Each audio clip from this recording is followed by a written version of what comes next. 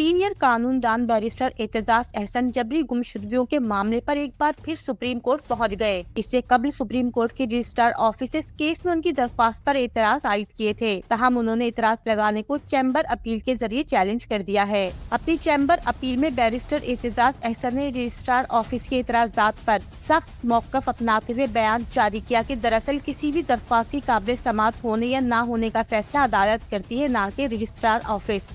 ایسا کر کے رجسٹرار آفس نے اختیارات سے تجاوز کیا ہے۔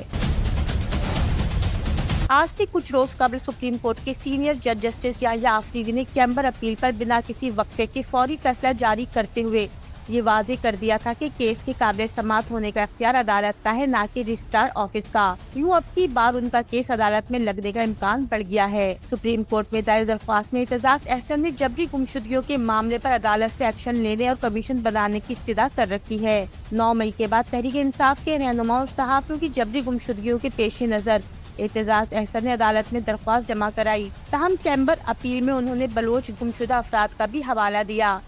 بیرسٹر اعتزاز احسن نے عدالت سے گزارش کی کہ گمشدہ افراد پر ایک ورکنگ کمیشن ترتیب دیا جائے جو حقیقی معنوں میں اس مسئلے کا حل بتائے۔ انہوں نے سخت موقف اپناتے ہوئے کہا کہ اگر عدالت یہ کیس نہیں لگاتی تو اس کا مطلب ہے کہ مفاد عامہ یعنی کہ عام لوگ عدالت کے نزدیک کوئی معنی نہیں رکھتے۔ انہوں نے عدالت سے یہ بھی استدعا کی کہ 9 مئی کے بعد تحریک انصاف کے گمشدہ ہو کر واپس آنے والے رہنماؤں سے پوچھا جائے کہ ان کے ساتھ ایسا کرنے کے پیچھے کون تھا۔ تحریک انصاف نے بھی سپریم کورٹ سے امیدیں باندھ لی ہیں۔